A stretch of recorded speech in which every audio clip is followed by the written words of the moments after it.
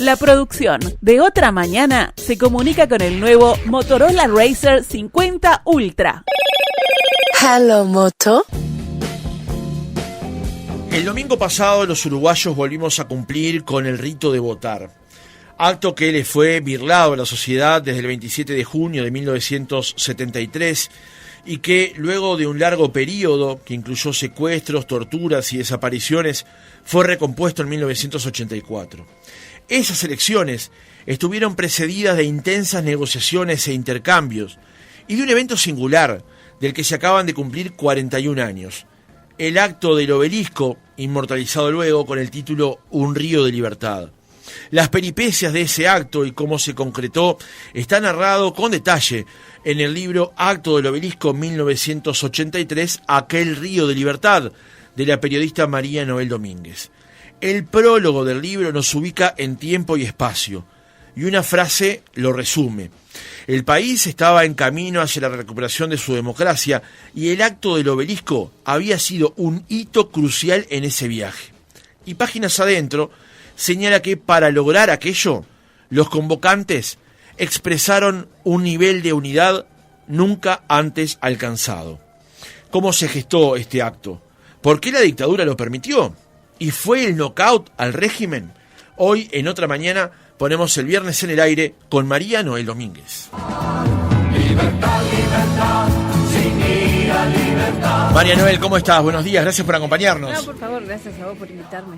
Era obvio que teníamos que arrancar la entrevista con esta canción. Sí, claro. Ni que hablar. Además, esa canción, como estaba distribuido el acto y como estaban los parlantes en esa época, que había muchos parlantes en los árboles, envolvía a la gente, ¿no? Uh-huh. Quedó muy presente en casi todas las personas que participaron, en todas, creo. El libro es interesantísimo porque reconstruye el momento, reconstruye el acto y también reconstruye la foto que luego le termina dando como posterioridad al acto, digamos. Pero vamos a empezar por partes, como siempre hacemos en los reportajes. ¿Cómo nació la idea de llevar al papel el libro, de crear esta historia y de contarla? Un evento que ocurrió hace 41 años. Porque no estaba contado. En realidad, de las propuestas que yo había conversado con Banda Oriental para sacar un libro, yo hace mucho había sacado otro libro, y bueno, no siempre tenés el tiempo para dedicártelo. Y dije, bueno, pero de esto no hay nada. Y la verdad estaba como desorganizado, había mucho material, pero no había un libro. Había contradicciones en lo que hablábamos antes, de quiénes estaban, quiénes no, cómo se gestó, a quién se le ocurrió, quién escribió el discurso. Y ahí me pareció un desafío precioso, ¿no? Además de periodístico, de periodismo de investigación personal. Entonces, bueno, me embarqué. El libro, además, para ese trabajo periodístico que realizaste, María Noel, tiene varios eslabones. Primero, una reconstrucción periodística de época, porque vas al archivo, encontrás crónicas del momento, cómo además se advierten en esas crónicas diferentes lecturas de los mismos episodios. También lográs una visión actual de las cosas y columnas, opiniones de referentes en aquel momento y ahora también. Estuvo bueno ese ensamble. Sí, estuvo bueno porque también eso es... A ver, nosotros vivimos con lo que nos contaron, ¿no? Uh-huh. Y hay una parte que es construcción de relato.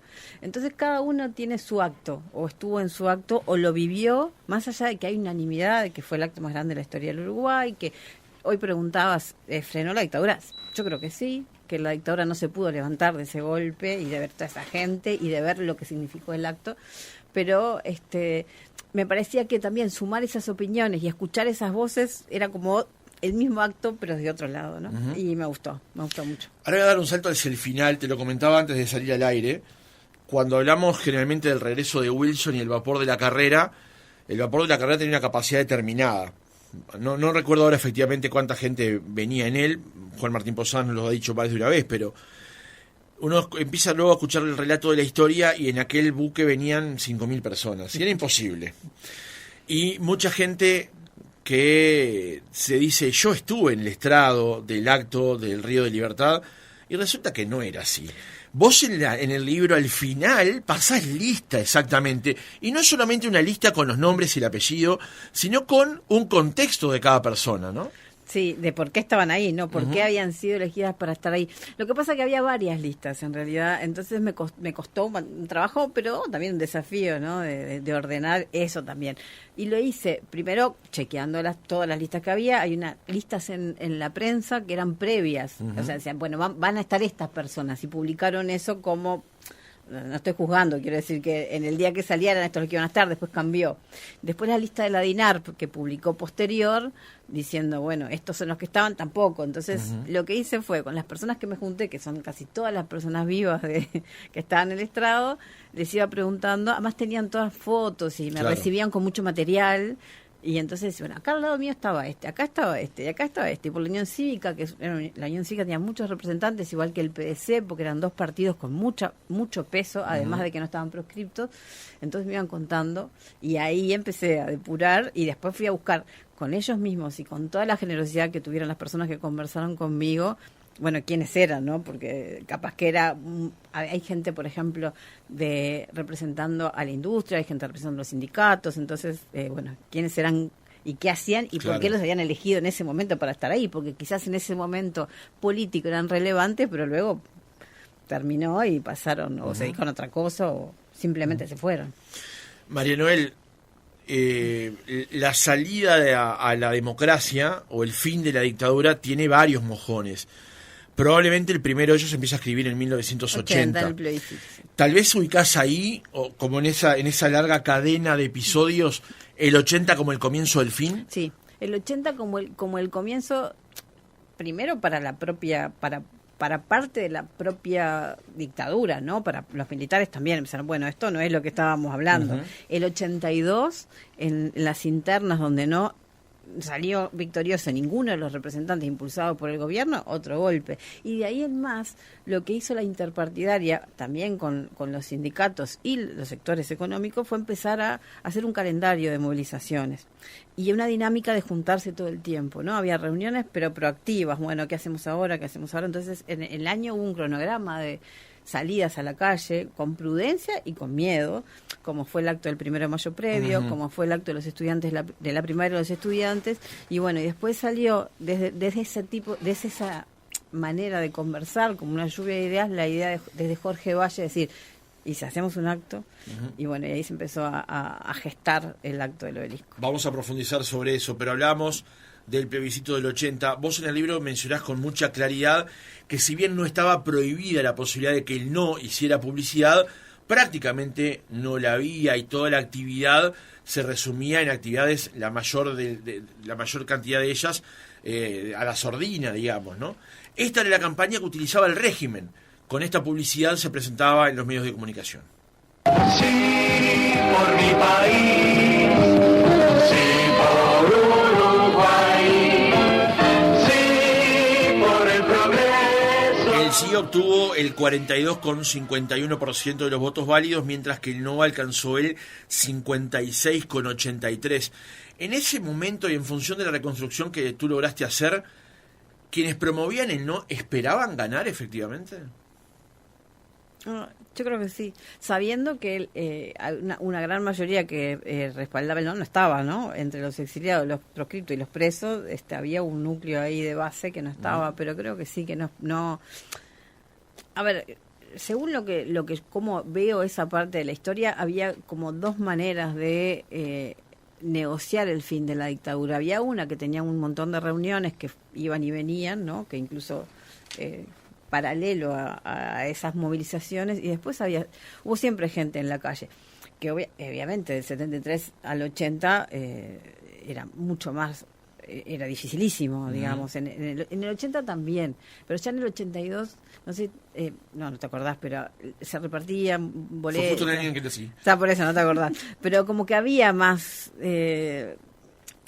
calma en ese sentido, ¿no? Igual, y lo mismo que el acto del obelisco, pero hay que aclarar que seguíamos en dictadura en el 83, no es que no había terminado, pero ya era el final, o sea, no tenía ni que hablar la misma, el mismo terror que tuvo cuando arrancó. En el libro decís que este plebiscito marcó el inicio de las negociaciones entre el gobierno militar y algunos partidos políticos para el restablecimiento de la democracia.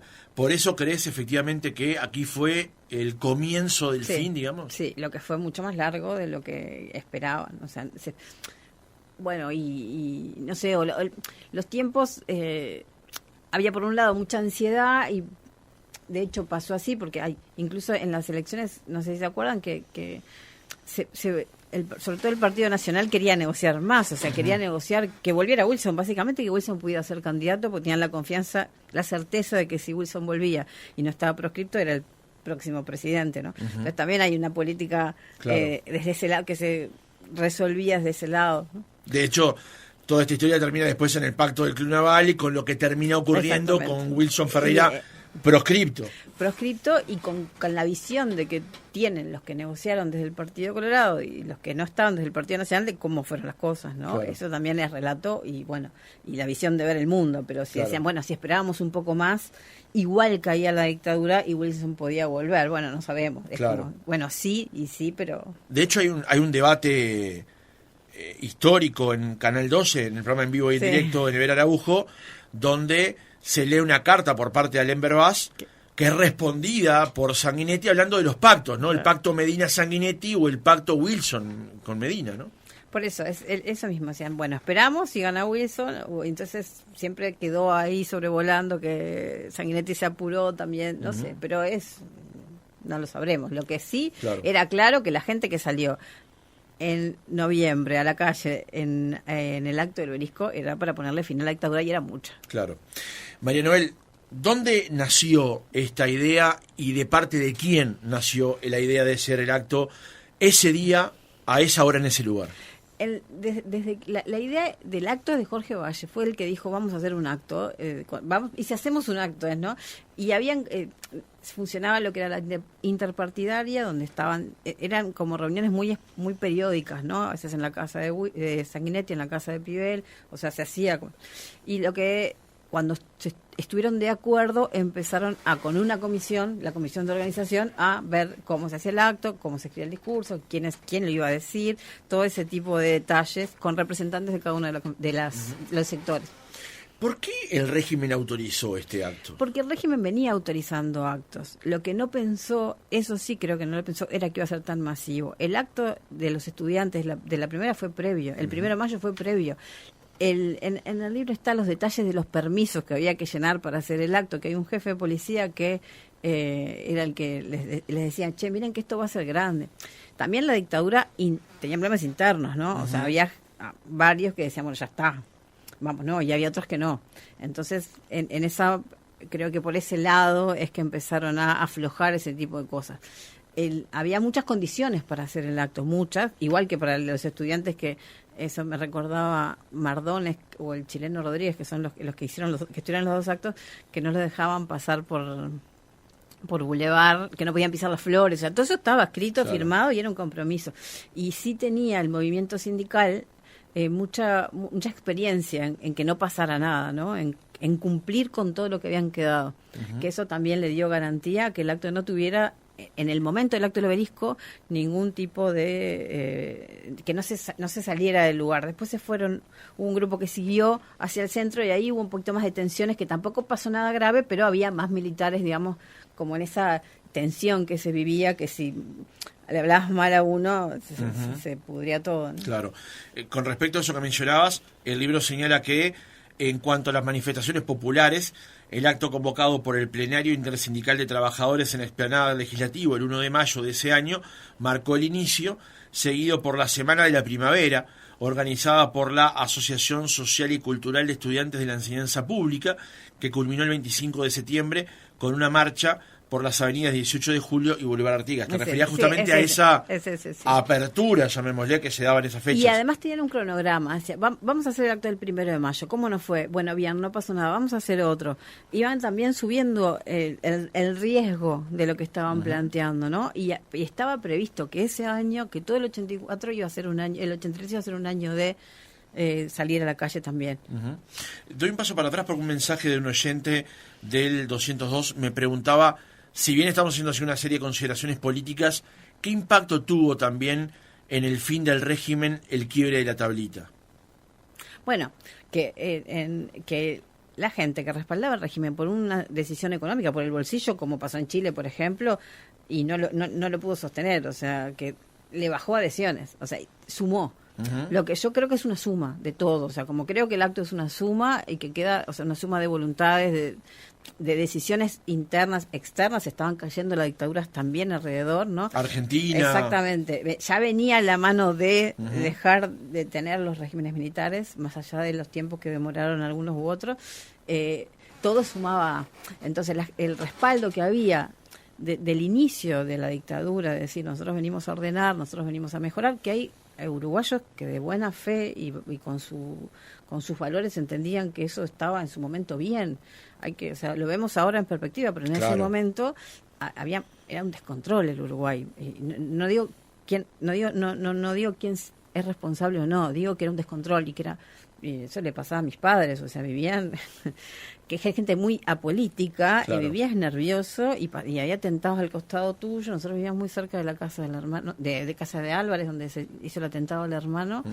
Y mis padres vivían con miedo, entonces también como que en algún momento esa llegada de la dictadura, alguna gente dijo, bueno, no sé. Bueno, de hecho, a mí siempre me llamó la atención cuando empecé a estudiar estos temas como periodista, era por qué había un 42% de la población que había apoyado Quedó claro el sí. El plebiscito también. Exactamente, pero es que es por eso, si vos, ¿por qué si vos le prometés vivir en paz y con dinero y la gente no tiene el involucramiento político o no lo quiere tener o vive de otra manera, ¿por qué no creer que eso lo hace de buena fe? O sea, no era que eran todos golpistas, ¿no? Era que entendían que eso era una propuesta de país que les parecía acorde.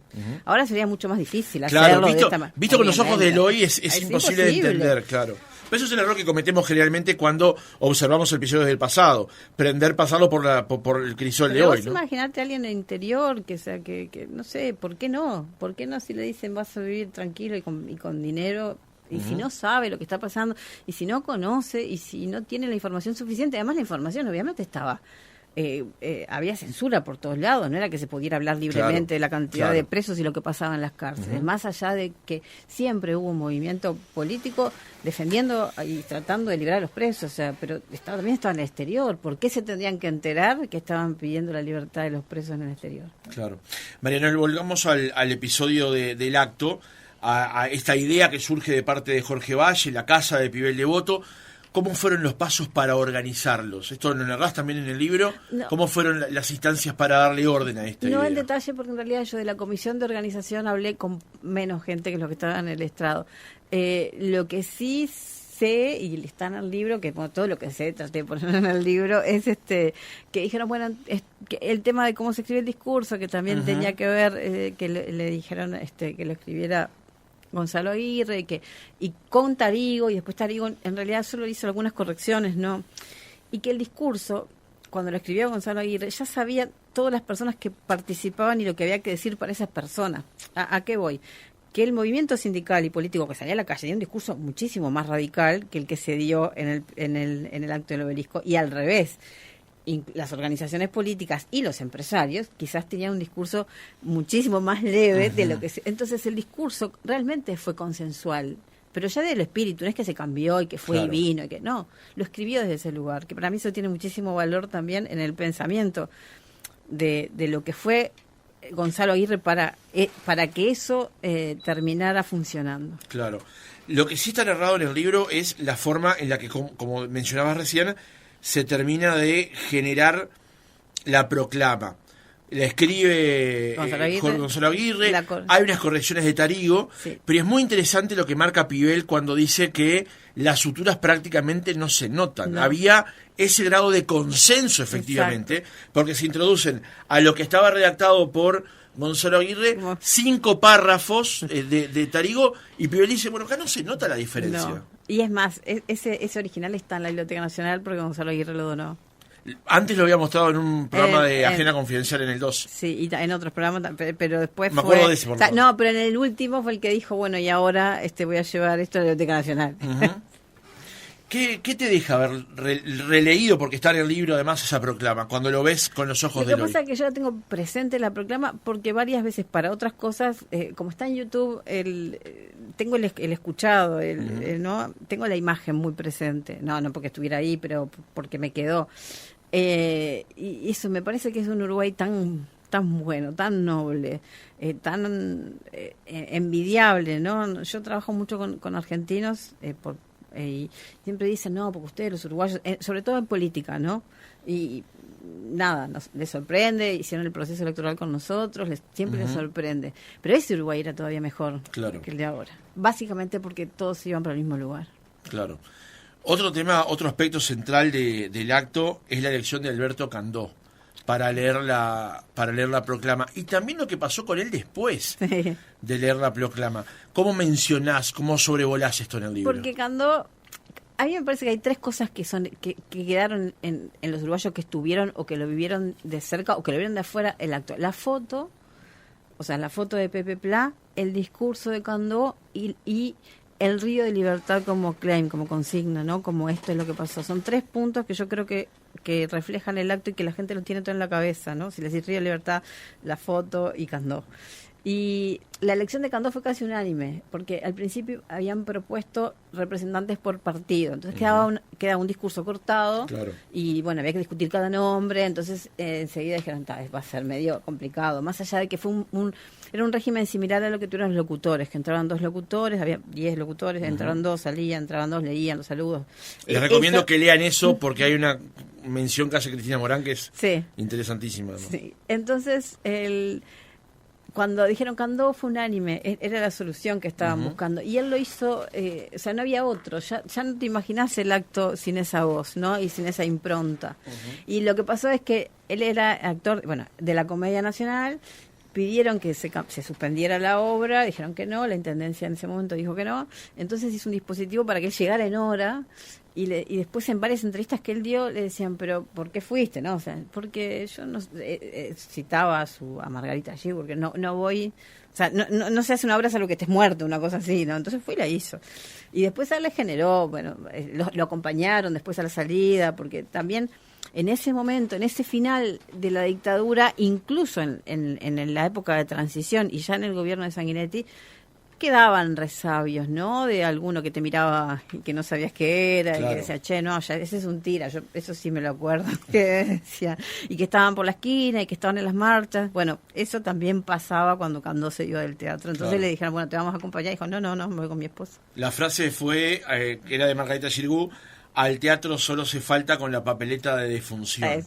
Pero hay otra cosa que está narrada también en el libro, que es lo que ocurre después, con una amenaza que recibe Alberto Candó, que mucha gente lo acompaña del teatro a la casa para darle tranquilidad, no le pase nada. Efectivamente, y después Candó sale con la esposa a tomar un café, sí, o sea, entra y vuelve a salir, solo. Sí, él lo dice después él dio muchas entrevistas, él lo cuenta, yo ya estaba jugado por jugado, o sea, también no tenía que seguir viviendo, ¿no? O sea, no se imaginaba seguir acompañado incluso por una guardia de seguridad política, como había también en ese momento para los principales dirigentes toda su vida. Entonces fue y volvió. Claro. Hay otro debate con respecto, María Noel, a la cantidad de gente que estaba presente en el acto. ¿Cuántos miles eran? Los pocos que mencionaba el régimen o el 500.000 de personas. Y no es un detalle menor ese, porque después hay un par de columnas de Gerardo Sotelo y de Jaime Clara en el libro, donde se señala claramente que la cantidad de gente era el golpe de knockout, representaba el golpe de knockout para el régimen aquel domingo de noviembre en el Obelisco. Lo que pasa es que la cantidad de gente, el 400.000 fue consensuado. No hay manera de cómo estaba distribuida la gente se pudiera calcular como se calculaba en esa época, que eran cantidad de personas por cuadra. Decía, la marcha tuvo tanto, eso hacíamos los periodistas, ¿no? Decía, la marcha tuvo tanto y más o menos le iba poniendo, pero no tenía una pulsera ni un código QR. Como estaba distribuido el Obelisco, era imposible calcularlo. Entonces lo que empezaron a salir, son 400.000 y quedó como un número entre todos los periodistas, que eran muchos los que cubrieron ese acto, entre periodistas, fotógrafos, camarógrafos. eso a mí también me conmovió cuando estaba leyendo y haciendo la investigación, es la cantidad de periodistas por cobertura, ¿no? Que Claro. hoy es distinto, digamos, para no hacerlo ni más dramático, pero no es que iba un periodista, iban 5 periodistas por medio, 4 fotógrafos, una cosa, y bueno, entonces dijo, son 400.000, listo.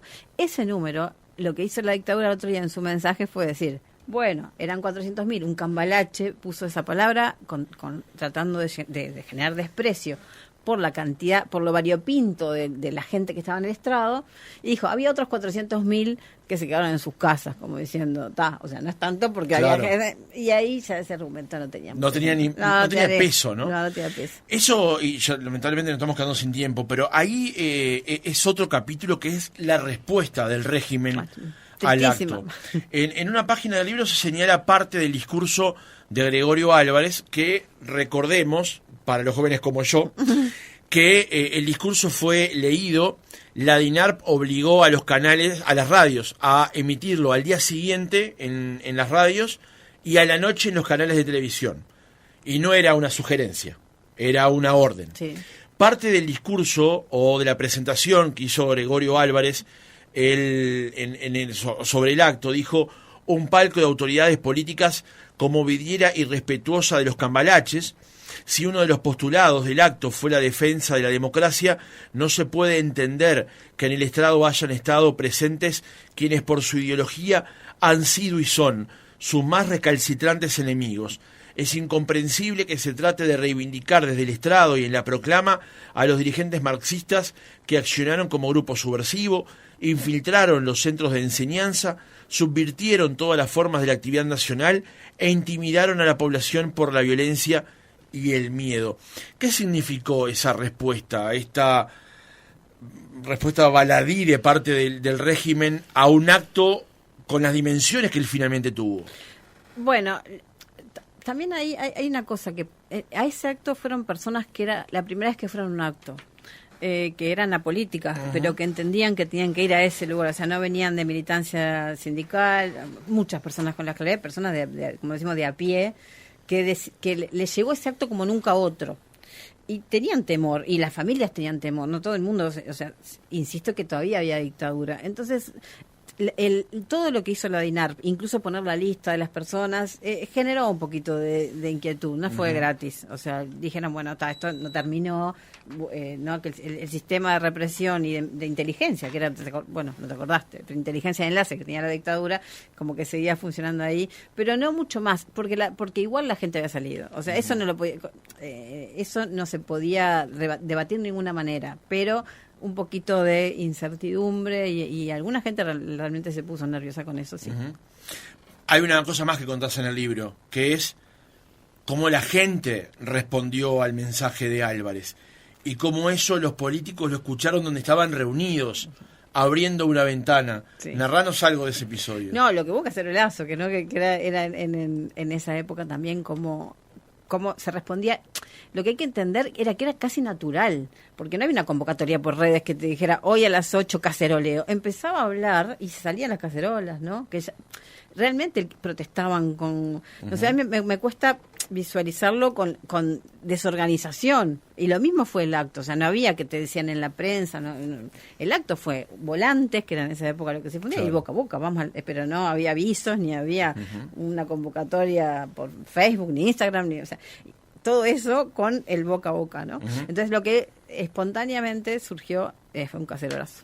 Lo que está narrado en el libro dice: las personas que habíamos estado el domingo anterior, lo dice Gonzalo Aguirre, cuando se definió el texto de la proclama, decidimos hacer una evaluación del acto. Fuimos a la casa de Pibel Devoto, nuevamente en el mismo lugar, éramos 12 o 14, recuerdo que estaba don Jorge Silveira Zavala, él lo recordará bien. Empezamos a hablar y alguien avisó del piso de abajo de la casa que estaba en cadena saliendo el presidente de facto contestando la proclama. Se prendió un televisor que había allí y nos pusimos todos a escuchar. Se había cerrado la ventana de la habitación porque hacía bastante fresco. Estaba el doctor Chiarino. Alguien dijo, le puede hacer mal al doctor, ya que era anciano, y se cerró la ventana. En eso escuchamos un batifondo tremendo, una gritería. ¿Esto qué es?, nos preguntamos. El doctor Sanguinetti, con esa agilidad mental que tiene, dijo, están caceroleando. Efectivamente abrimos la ventana y aquello era. Ahí contestó el pueblo. No hubo necesidad de contestar nada. El pueblo le dio la condigna réplica en forma instantánea. Esta fue la reacción que tuvo la gente al escuchar la reacción que tuvo el régimen al acto del obelisco. Exactamente. Una cosa que me gustaría decir antes de irme es que lo del Río Libertad es un concepto de Antonio de Besies, ¿no? Antonio de Besies, el fundador de Guambia, El Dedo, no sé, era director de Semanario Aquí. Tenía la foto, se paró con su redactor, vos no sé si trabajaste en papel, pero te ponías al lado, ¿no? Bueno, la gente que tenía decisiones, ¿no? Y dijo, un Río Libertad. Y para mí ese concepto tiene mucho, o sea, yo no lo hubiera dicho, u otros no lo dijeron, ¿no? Que él cerró el concepto cuando puso esa tapa de aquí, que es la tapa que la mayoría de los que entrevisté tienen en un cuadro en algún lugar de su casa, ni que hablar Antonio, ¿no? Pero esa foto y esa frase salió del semanario Aquí desde ese lugar. De hecho, él cuenta, está narrado también en el libro, que la foto estaba arriba de la mesa y todo el mundo paraba, la oteaba y seguía. Sí. Pero hay otra cosa más, que yo por lo menos no lo sabía y me parece muy interesante, que es cuando Pepe Plá logra esa foto, en ese mismo lugar había fotógrafos del régimen sacando fotografías para evaluar también la cantidad de gente, y él dice, debe haber otra foto del Río de Libertad en algunos registros. Lado, sí. Que además, claro, porque fue el único fotógrafo, por una cuestión personal, que logró traer. Los demás fotógrafos, incluso las fotos del libro, son de Armando Sartorotti, que tienen otra visión desde otro ángulo. Claro. Cada fotógrafo, eran todos muy jóvenes además, cada fotógrafo tomó el ángulo que le tocaba en la distribución, ¿no? El único que logró esa foto por cómo llegó, que está narrado ahí, cómo llegó a colarse, digamos, fue Plá, y sí, pero o sea, bueno, no lo hemos sabido, o sea, no han aparecido, y yo ya a esta altura no sé si aparecerán, ¿no? Igualmente nos quedamos con la mejor, ¿no? Claro. María Noel Domínguez, periodista, autora de Acto del Obelisco, 1983, aquel Río de Libertad. Gracias por habernos acompañado otra mañana. No, por favor, gracias a vos.